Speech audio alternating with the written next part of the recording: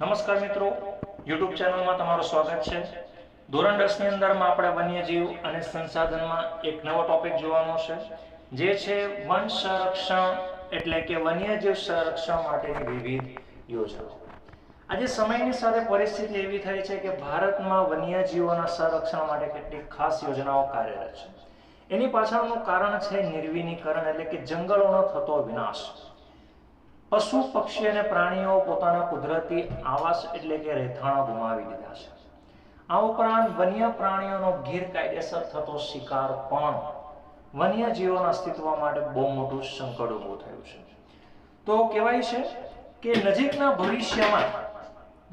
ભવિષ્યમાં આવા વન્યજીવો અને તેની પ્રજાતિઓ લુપ્ત ન થઈ જાય એટલા માટે ભારત સરકાર દ્વારા કેટલીક ખાસ યોજનાઓ કાર્યરત કરવામાં આવી છે। એમાં આપણે સૌથી પહેલા જોવાનું છે વાઘ પરિયોજના વિશે। ભાઈ, વાઘ પરિયોજનાનો પરિચય મેળવતા પહેલા એક નાના ઉદાહરણથી સમજાવવાનો પ્રયાસ કરીશ કે શા માટે વાઘ પરિયોજના શરૂ કરવામાં આવી। તો તમને ખબર હશે, અત્યારે ભારતનું રાષ્ટ્રીય પ્રાણીને વાઘ તરીકે લેવામાં આવે છે, સાચી વાત ને? પણ પહેલા રાષ્ટ્રીય પ્રાણી તરીકે સિંહ લેવામાં આવતું। આ તમને એવું થતું હશે, આટલો બધો ફેરફાર કેવી રીતે જોવા મળ્યો? તો વાઘ છે આદમખોર કહેવાય। આ વાઘ અને સિંહમાં એક તફાવત છે સામાન્ય, કે ભાઈ સિંહ કેવો હોય છે ખબર? 4-5 વ્યક્તિને તોડું જતું હોય ને, અને શિકાર કરવો હોય, ભૂખ લાગી હોય ને, તો 5માંથી એક જણ બી ઝડપાઈ ગયો ને તો એને ખાઈને શાંત વિરામ થઈને બેસી રહેશે, નિરામ થઈ જશે, એને બીજું કંઈ જોતું નથી।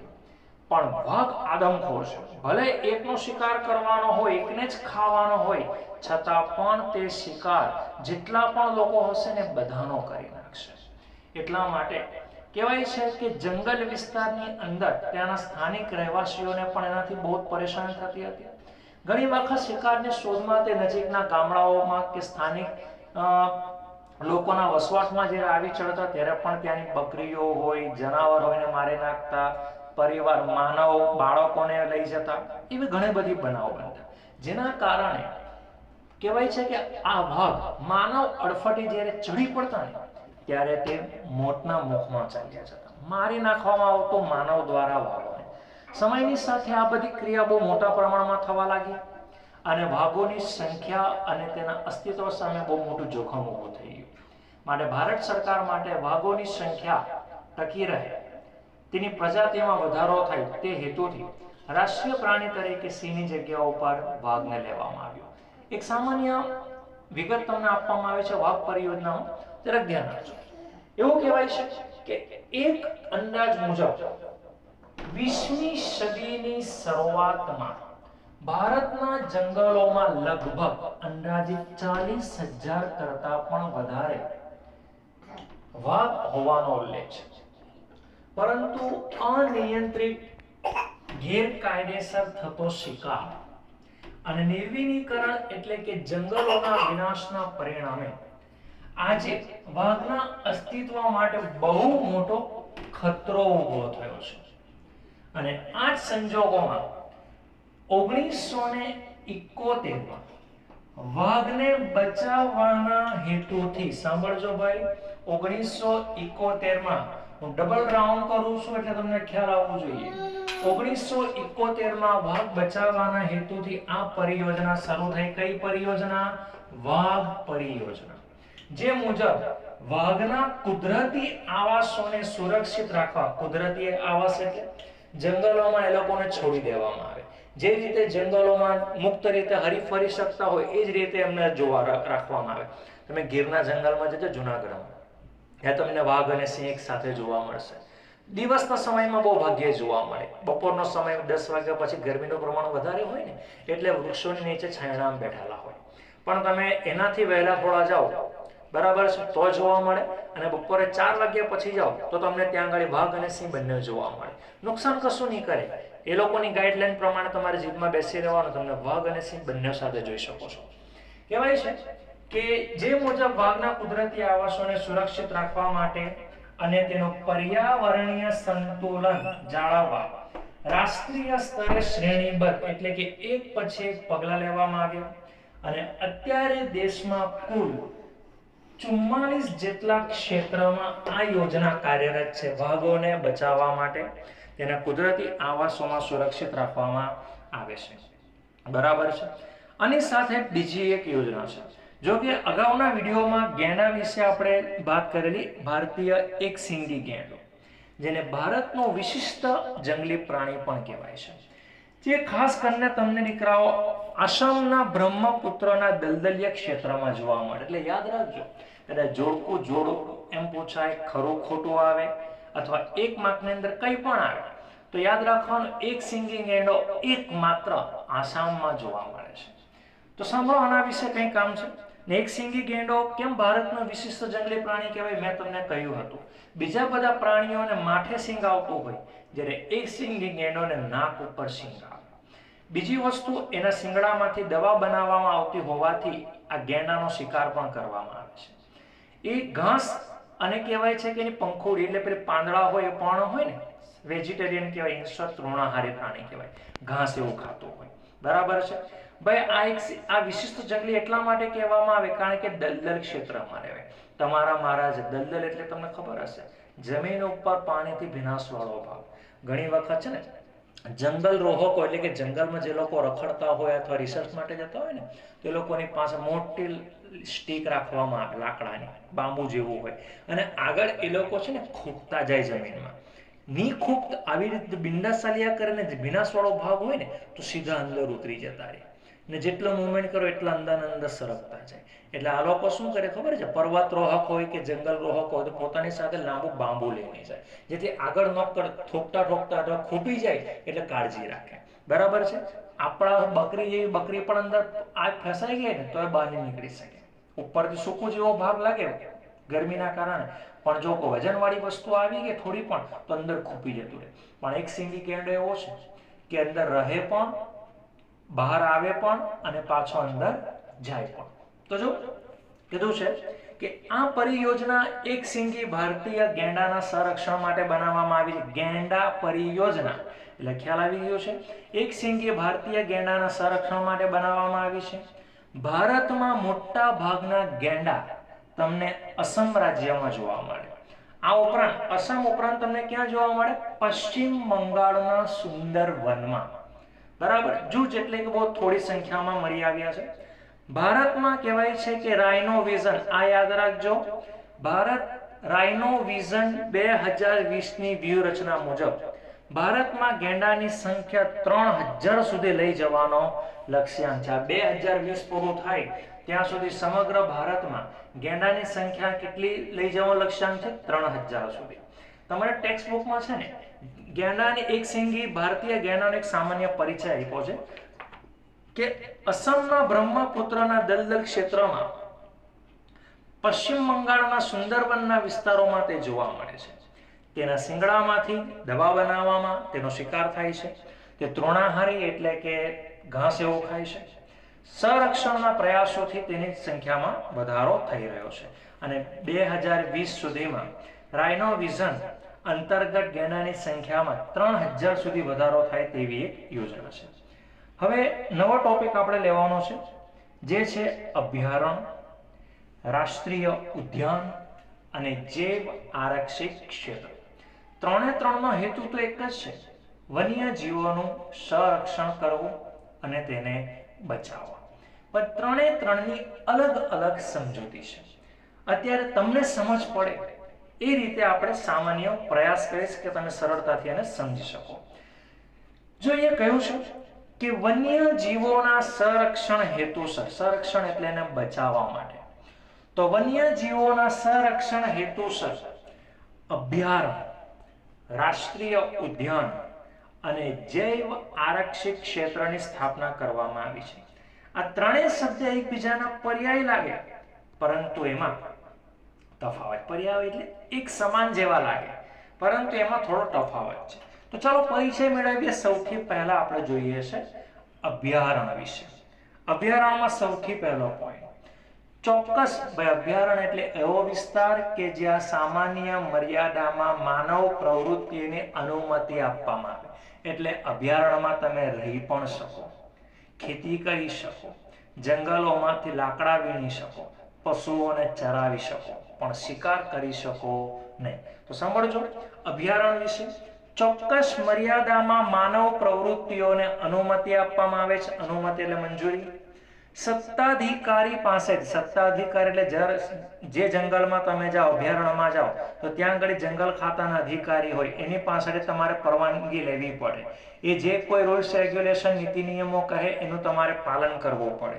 જો તમે એનાથી વિરુદ્ધમાં જાઓ છો તો તમને ત્યાંથી બહાર કાઢી નાખવામાં આવે અથવા શિકાર કર્યો તો સજા પણ થાય છે.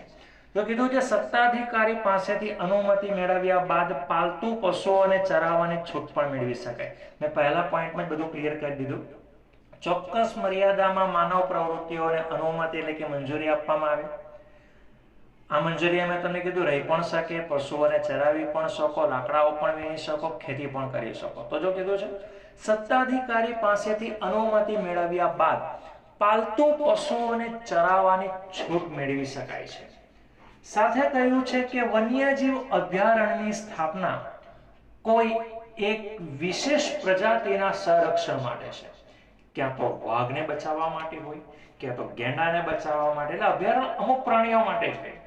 અભયારણ્યની સ્થાપના રાજ્ય સરકાર દ્વારા જરૂરી પ્રક્રિયા કરીને કરી શકાય. યાદ રાખજો અભયારણ્ય વિશે કીધું છે કોઈ એક વિશેષ પ્રજાતિના સંરક્ષણ માટે જ કરવામાં આવે છે. બરાબર છે. આવા અભયારણ્ય ભારતમાં ક્યાં ક્યાં જોવા મળે? પેરિયાર, ચંદ્રપ્રભા, એત્તુર નાગરમ અભયારણ્ય જાણીતા અભયારણ્ય છે. કયા? પેરિયાર, ચંદ્રપ્રભા, એત્તુર નાગરમ. ખ્યાલ આવી ગયો? હવે દરેક ક્યાં ગળી છે તમને કહ્યું. પેરિયાર જે છે કેરળમાં જોવા મળશે. ખ્યાલ આવી ગયો? આ ઉપરાંત ધ્યાન આપજો ચંદ્રપ્રભા જે છે ને એ તમને યુપી એટલે કે ઉત્તર પ્રદેશમાં જોવા મળે. અને ત્યાર પછી એત્તુર નાગરમ જે છે એ તમને આંધ્રપ્રદેશમાં જોવા મળશે. ખ્યાલ આવી ગયું? અને હવે ત્યાં આંધ્રપ્રદેશ અને તેલંગાણા અલગ થઈ ગયું એટલે તેલંગાણાની અંદર આ તમને આવી ગયું છે. હવે આમાંથી એક વસ્તુ યાદ રાખવાનું, આ અભયારણ્ય, રાષ્ટ્રીય ઉદ્યાન અને જૈવ આરક્ષ ક્ષેત્રમાંથી એક માર્કનો તમને નકશો પૂછવામાં આવે. ચંદ્રપ્રભા અભયારણ્ય જણાવો તો તમારે બતાવવું પડે. સમજ પડી ગયો? અભયારણ્યમાં શું છે? ચોક્કસ મર્યાદામાં માનવ પ્રવૃત્તિઓની સાથે મંજૂરી આપવામાં આવે. તમે સત્તાધિકારી પાસેથી અનુમતિ મેળવ્યા બાદ પાલતુ પશુઓને ચરાવવાની છૂટ પણ આપવામાં આવે છે. વન્યજીવ અભયારણ્યની સ્થાપના કોઈ વિશેષ પ્રજાતિના સંરક્ષણ માટે કરાયેલી હોય છે. હવે છે રાષ્ટ્રીય ઉદ્યાન. ભાઈ અભયારણ્યની તુલનામાં આ વધારે સંરક્ષણ ક્ષેત્ર છે. વધારે સંરક્ષિત એટલે અહીં સામાન્યતઃ પરવાનગી નથી મળતી, ના પશુઓને ચરાવવાની ના રહેવાની. તો જો કીધું છે ઘણા બધા પ્રતિબંધ હોય છે. રાષ્ટ્રીય ઉદ્યાન અભયારણ્યની તુલનામાં આ વધારે સંરક્ષિત ક્ષેત્ર છે કે જેમાં એકથી વધારે પારિસ્થિતિક તંત્રનો સમાવેશ થાય છે. એકથી વધારે પ્રજાતિનો, જેમાં પાલતુ પશુઓને ચરાવવા પર સંપૂર્ણ પ્રતિબંધ હોય છે. પશુઓને ચરાવી ન શકાય.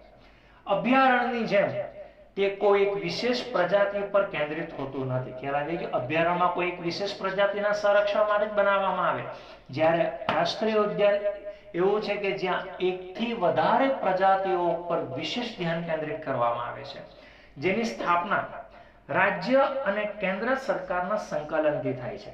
અભયારણ્યની સ્થાપના માત્ર રાજ્ય સરકારના પ્રયાસથી થાય, ત્યારે અહીંયા કેન્દ્ર અને રાજ્ય બંનેઓના. ભાઈ તમને ક્યાં જોવા મળે છે રાષ્ટ્રીય ઉદ્યાનો? તો કાઝીરંગા, કોર્બેટ, વેળાવળ રાષ્ટ્રીય દરિયાઈ રાષ્ટ્રીય ઉદ્યાન, ગીર, દચીગામ વગેરે. જેમાં કોર્બેટ નેશનલ પાર્ક ભારતનો સૌથી જૂનો રાષ્ટ્રીય ઉદ્યાન છે. હવે વાત છે જૈવ આરક્ષિત ક્ષેત્રો. ભાઈ આની રચના આંતરરાષ્ટ્રીય માપદંડ અનુસાર થાય, એટલે કે વિશ્વના દેશોમાં જે નીતિ નિયમ ધોરણ ઘડવામાં આવેલા હોય એ પ્રમાણે આનું પાલન થાય. જો કહ્યું છે જે તે ક્ષેત્રની પ્રાકૃતિક અને સાંસ્કૃતિક વિવિધતાનું સંરક્ષણ કરવાનો હેતુ રહેલો હોય છે. જૈવ આરક્ષિત ક્ષેત્રમાં રિપીટ, જેની રચના આંતરરાષ્ટ્રીય માપદંડ અનુસાર કરવાની હોય છે. જે તે ક્ષેત્રના પ્રાકૃતિક અને સાંસ્કૃતિક વિવિધતાનું સંરક્ષણ કરવાનો હેતુ છે. જૈવ આરક્ષિતમાં યાદ રાખજો, આ ક્ષેત્રમાં થતી બધી જ વનસ્પતિ, માત્ર પ્રાણી નહીં, વનસ્પતિ, જીવજંતુ, અને જમીન ઉપરાંત ત્યાં વસતા માનવ સમુદાયોની જીવનશૈલીનું પણ સંરક્ષણ કરાય છે. અભયારણ્યમાં માત્ર એક જ પ્રજાતિ માટે, રાષ્ટ્રીય ઉદ્યાનમાં એકથી વધારે વન્યજીવો માટે, જ્યારે જૈવ આરક્ષ ક્ષેત્રમાં વનસ્પતિ, જીવજંતુ, જમીન ઉપરાંત ત્યાં વસવાટ કરતા માનવ સમુદાયનું પણ રક્ષણ કરવામાં આવે છે. ત્યાં જૈવ વૈવિધ્ય બાબતે સંશોધન અને પ્રશિક્ષણ એટલે કે રિસર્ચ પણ થાય છે અને શિક્ષણ પણ આપવા માટે ખાસ સવલત એટલે સગવડો ઊભી કરવામાં આવી છે. કહ્યું છે આ પ્રકારે ઘોષિત વિસ્તારોમાં એટલે કે નક્કી કરેલા વિસ્તારોમાં તમામ પ્રકારની બહારની માનવીય ગતિવિધિ સંપૂર્ણપણે પ્રતિબંધિત હોય છે. તમે અહીંયા પરવાનગી વિના પ્રવેશ કરી શકો નહીં. કહેવાય છે કે આ ક્ષેત્રનો સરેરાશ વિસ્તાર એકંદરે છે 5000 ચોરસ કિલોમીટરથી પણ મોટો હોય છે. તમારા કલ્પનાની બહાર કહેવાય, બહુ મોટા ભાગોમાં ફેલાયેલો હોય. નીલગિરી, મન્નારની ખાડી, ગ્રેટ નિકોબાર, સુંદરવન, પંચમદી વગેરે દેશોમાં મહત્વના જીવ આરક્ષ ક્ષેત્ર ગણાય છે. ગુજરાતના કચ્છના રણની વિશિષ્ટ પરિસ્થિતિના સંરક્ષણ હેતુસર 2008ના સાલમાં તેને જૈવ આરક્ષ ક્ષેત્ર ઘોષિત કરાયું. કયું? ગુજરાતના કચ્છના રણની વિશિષ્ટ પરિસ્થિતિને ધ્યાનમાં રાખીને. હવે વાત છે આંકડાકીય માહિતી છે. ભારતમાં જૈવ આરક્ષ ક્ષેત્રની સંખ્યા કેટલી છે? 18, જ્યારે ગુજરાતમાં 1. રાષ્ટ્રીય ઉદ્યાન ભારતમાં 103 છે સમગ્ર ભારતમાં. ગુજરાતમાં કેટલું? 4 છે. એટલે 103માં ગુજરાતના 4 આવી જાય. પછી અભયારણ્ય કેટલા છે ભારતમાં? 531, જ્યારે ગુજરાતમાં કેટલા છે? 23 છે. જો એવું કહેવાયું છે કે વિકાસની પ્રક્રિયા અનિવાર્ય છે. આજે તમારે પ્રગતિ કરવી હોય, બરાબર છે, જીવનમાં આગળ વધવું હોય તો વિકાસ કરવો જરૂરી છે 110%. પણ વિકાસ કરવાની સાથે તમે નિર્વિનીકરણ કરો, જંગલોનો વિનાશ કરો, જંગલમાં રહેતા જીવોનો વિનાશ કરો તો એ વિકાસ કોઈ કામનો નથી. કારણ કે તમે તમારા વિકાસ માટે પ્રકૃતિની સાથે છેડછાડ કરો, પ્રકૃતિને નુકસાન પહોંચાડો તો એ વિકાસ ભવિષ્યની અંદર તમારા જ વિનાશનું કારણ બને છે, જેની અસરો આપણે આજે બધા જ ભોગવી રહ્યા છે. ગરમીનું પ્રમાણ વધવું, વરસાદનું પ્રમાણ ઘટવું, પ્રદૂષણમાં વધારો થવો, બીમારીમાં વધારો થવો, જમીનમાંથી પાણીનું સ્તરમાં ઘટાડો થવો વગેરે વગેરે. જો કીધું છે વિકાસની પ્રક્રિયા અનિવાર્ય છે, જરૂરી છે, પણ સાથે સાથે આપણે સમગ્ર જીવસૃષ્ટિ ઉપર પડનાર પ્રભાવ, દુષ્પ્રભાવોથી અસરોનો પણ આયોજન દરમિયાન ખ્યાલ રાખવો એ પણ અત્યંત જરૂરી છે. મેં તમને કીધું ને વિકાસ કરવાનો, પણ દરેક પરિસ્થિતિને ધ્યાનમાં રાખીને. કોઈ એક પ્રજાતિ જ્યારે સંપૂર્ણ નષ્ટ થાય કે સંકટમાં આવે ને ત્યારે આહાર શૃંખલામાં પડતી ખલેલના પરિણામે ઘણા બધા ખરા દુર્વર્તીઓ સર્જાય છે. દાખલા તરીકે માની લો કે માંસાહારી પ્રજાતિ લુપ્ત થઈ ગઈ તો શાકાહારી પ્રજાતિની સંખ્યા વધી જશે, સંતુલન ખોરવાઈ ગયું. સમગ્ર આહાર શૃંખલામાં દરેક જીવજંતુની ચોક્કસ ભૂમિકા છે. ધોરણ 10માં કે ધોરણ 9માં તમને એક છે ને વિજ્ઞાનની અંદર એક પોષણકારી શૃંખલા આવે છે કે પહેલા વૃક્ષને ધ્યાન આપજો, તૃણાહારી પ્રાણી ખાય, બકરી. તૃણાહારી પ્રાણીને માંસાહારી પ્રાણી ખાય, વાઘ, બરાબર છે. અને પછી આ બધાને માનવ સમુદાય ખાય, કંઈક આવું બતાવવામાં આવે છે. તો કીધું છે જો કોઈ જીવ નષ્ટ થાય તો આખા માળખામાં ભારે વિક્ષેપ એટલે કે ખલેલ પડે છે. આહાર શૃંખલામાંથી એકાદ સજીવ દૂર થતા લાંબે ગાળે તેના પરિણામે સમગ્ર નૈસર્ગિક તંત્ર તૂટી પડે છે અને એની સીધી અસર આપણા માનવ સમુદાય સુધી બી પહોંચે, સીધી કે આડકતરી રીતે. તો કીધું છે મનુષ્ય સુધી આ અસરો મોડી પહોંચે છે, તેથી આપણે આજે વધારે સજાગ નથી. જે પર્યાવરણીય સંકટોનો આપણે સામનો કરી રહ્યા છે તે દાયકાઓ પૂર્વે સેવેલી બેકાળજીનું પરિણામ છે. 40-50 વર્ષથી જે વિકાસ કરતા આવ્યા છે અને આપણે કરી રહ્યા છે, જેનાથી આપણે પર્યાવરણની અસરો ભોગવીએ છીએ. આપણે નહીં, આપણી આવનારી પેઢી, આપણા બાળકો પણ આ પર્યાવરણીય ખલેલની અસરો એમને વર્તાશે. આવતીકાલને ઉજળી બનાવવા આયોજનબદ્ધ વિચાર કરીશું તો વાંધો નહીં આવે. આ પર્યાવરણ સાથે મૈત્રીપૂર્ણ વ્યવહાર આજની ખૂબ જ મહત્વપૂર્ણ જરૂરિયાત છે. હવે તમને એક ટોપિક મારે સમજાવવાનો છે, જે છે હેણોતરો. હેણોતરો તમને બતાવું કેવું દેખાય છે. દેખાયું આ? અને જોતા એવું લાગશે કે તમે કોઈ બિલાડીને જુઓ છો, પણ એકચ્યુઅલી એવું નથી. જો આના વિશે એક સામાન્ય સમજૂતી છે. આ પ્રાણી શુષ્ક અને અર્ધશુષ્ક વિસ્તાર એટલે રણ વિસ્તાર. આ પ્રાણી શુષ્ક તથા અર્ધશુષ્ક વિસ્તારોમાં આવેલા ખારયુક્ત જંગલ તથા ઘાસ ભૂમિ, રણ પ્રદેશ અને અર્ધ રણ પ્રદેશમાં વસે છે. ગુજરાતમાં ક્યાં જોવા મળે? તો કચ્છના નાના રણમાં. તો ગુજરાતના કચ્છ જિલ્લાના નાના અને મોટા રણમાં બન્ની તથા નારાયણ સરોવર અભયારણ્યમાં તેની વસ્તી જોવા મળે છે. શિયાળથી થોડું ઊંચું, ભરાવદાર મોઢું, કેવું બિલાડો હોય ને, બિલાડો ગોળ મોઢું હોય બિલાડાનું, એવું ગોળ મોઢું અને ઊંચા કાનથી તેની ઓળખ હોય. એની ઓળખ શું છે? શિયાળથી થોડું ઊંચું, ભરાવદાર ગોળ મોઢું અને ઊંચા કાન એની ઓળખ છે. અને એ શું કરે ખબર? ખોરાકમાં નાના કદના પક્ષીઓ અને પ્રાણીઓનો તે શિકાર કરે છે અને તેના પદ ચિહ્ન એટલે કે તેના પગના ચિહ્ન પરથી તેની ઉપસ્થિતિ જાણી શકાય છે. એ લોકો જંગલમાં જાય ને, સૌથી પહેલા કિનારા ઉપર, નદી કિનારા ઉપરથી એ લોકો અંદર એન્ટ્રી લેવાની હોય. એટલે સૌથી પહેલા નદી કિનારા ઉપર આવીને વાઘના ચિહ્નને જોઈ, પગના ચિહ્નને. જો તાજા હોય ને તો નજીકમાં એની ઉપસ્થિતિ હોય, પણ જો સુકાઈ ગયેલા હોય તો ઘણા સમય સુધી આવેલો ન હોય. એટલે એટલી કાળજી રાખવી પડે. બીજું એક ડુંગાંગ છે. ડુંગાંગ તમને હિપોપોટેમસ જેવું દેખાશે. જો અહીંયા કઈ દેખાય છે, આ રહ્યું ડુંગાંગ. તમારી પાઠ્યપુસ્તકમાં તમે જોશો ને તો ડુંગાંગ કંઈક આ રીતનું ખબર પડશે, જોવા મળે છે. તો જો અહીંયા કીધું છે આ એક વિશિષ્ટ જળચર જીવ છે. ભારતના પશ્ચિમી સમુદ્ર કિનારે એટલે કે કચ્છના અખાતમાં હાલમાં ખૂબ જ જૂજ એટલે કે થોડી સંખ્યામાં જોવા મળે છે. આ ક્ષેત્રો ઉપરાંત તેની વસ્તી આફ્રિકાના પૂર્વ કિનારે, દક્ષિણ પૂર્વ એશિયાના સમુદ્ર ક્ષેત્રમાં જોવા મળે છે. ઓસ્ટ્રેલિયાના ઉત્તર કિનારે બી જોવા મળે. અને આ ડુંગાંગનો મુખ્ય ખોરાક શું છે ખબર? તમે વિશ્વાસ નહીં કરો, સમુદ્રની સપાટી ઉપર જે ઘાસ હોય ને અને વનસ્પતિ એ ખાય છે. પણ કવચિત એટલે કે ભાગ્યે જ તે જળચર જીવોને આહાર કરે. માછલીઓ એટલે કે સમુદ્રમાં રહેતા જીવોનો શિકાર ભાગ્યે જ કરતો હોય. તેના માંસ અને તેની ચરબીમાંથી તેલ મેળવવા તેનો શિકાર ખૂબ કરવામાં આવે છે. તમે લોકો સીલ જોયું હશે.